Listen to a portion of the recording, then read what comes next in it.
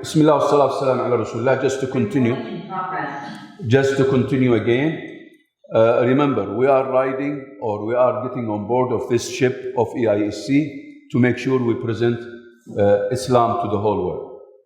Now, before going into, I just want to show you something here.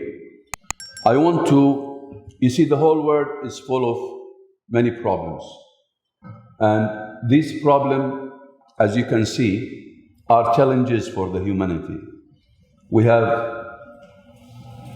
partisanship, we have racism in the world, we have wars and conflict, we have violence, we have cultural misunderstanding, miscommunication, we have environmental pollution, we have thought pollution, we have natural instincts, unfortunately, polluted by gays and lesbians. We have spiritual void and people worshipping creation instead of worshipping the Creator. We have drugs and crimes all over the world. We have wars that are unstoppable, unfortunately fueled by superpowers. We have lack of inner world peace. We have immorality, we have rebellion against nature, we have starvation, people who are starving, people who are living famine. We have a lot of the needy and the poor people. There are lots of problems and challenges that the whole world is facing. Now, we Muslims have been entrusted to spread the message and present it so beautifully to the whole world. Allah subhanahu wa ta'ala has blessed us with a call that resonates 5 times a day. And this call has got the solution for all these problems. If you look at it now, you have the call for a prayer. And this call for a prayer is really, if people understand it very well, and they really present Islam through just these words of the call, they will see lots of changes that are happening in the world. You know, and you can see the call here. Hayya ala salat, hayya ala al-falah. Allah subhanahu wa ta'ala starts by saying, because that is a revealed, or these were revealed words of Allah subhanahu wa ta'ala to His Prophet Muhammad through a dream by one of the companions, Abdullah bin Zayd, at that time. He had that dream. Allah subhanahu wa ta'ala revealed these words, and these words resonate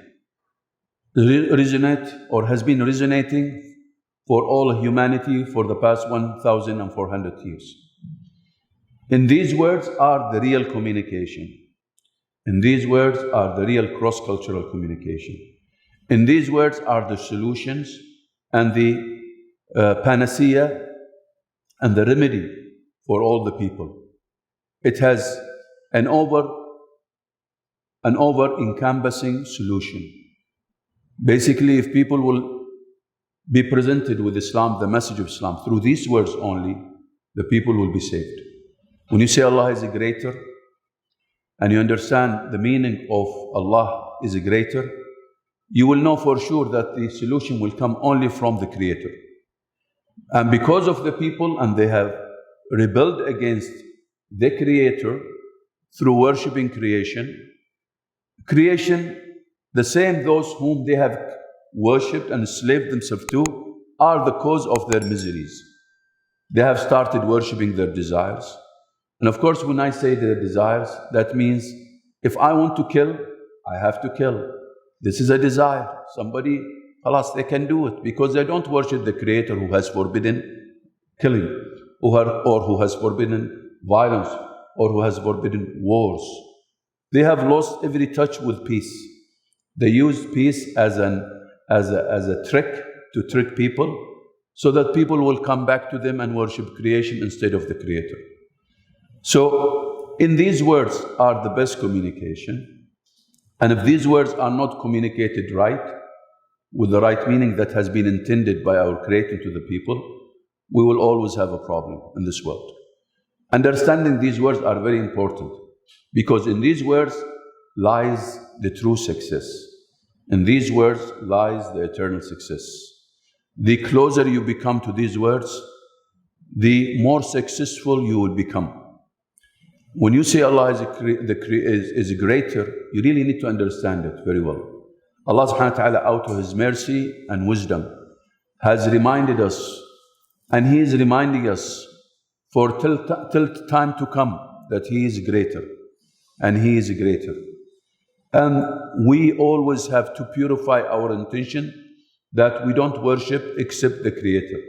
This is why the second sentence says, I testify that there is no God except Allah. I testify that there is no God except Allah.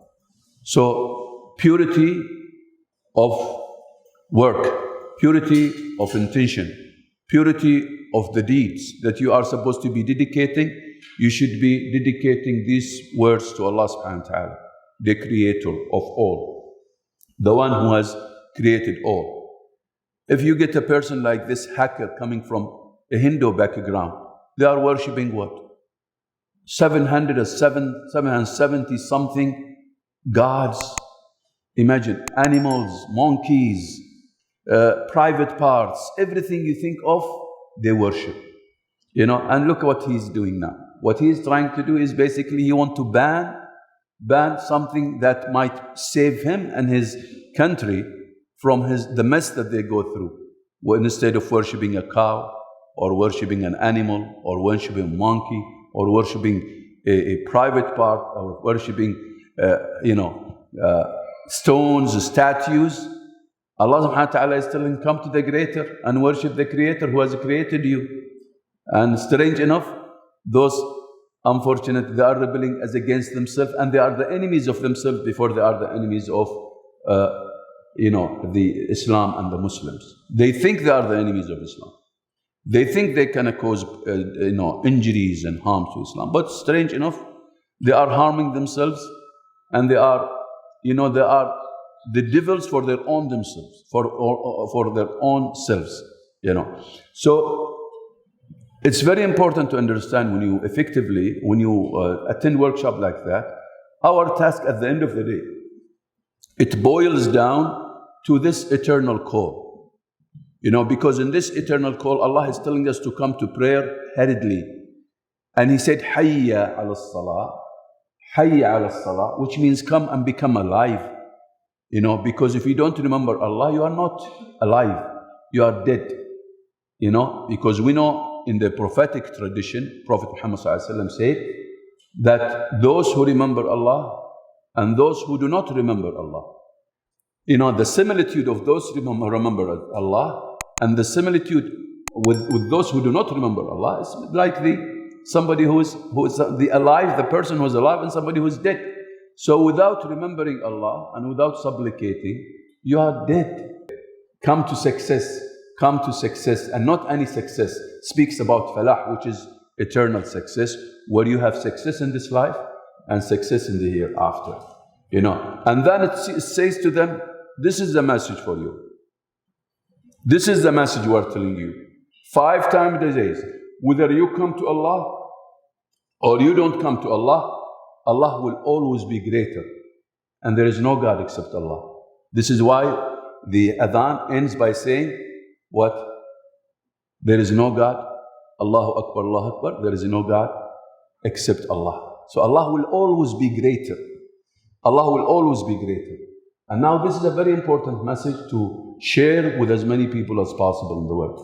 That come to this greater, Allah subhanahu wa ta'ala, the exalted, the almighty, the cherisher, the sustainer, the one who provides you with everything. Because through which your eternal success will be actualized, will happen. So this is a very important message that we in the field of presenting Islam need to understand how we can present this message to the people.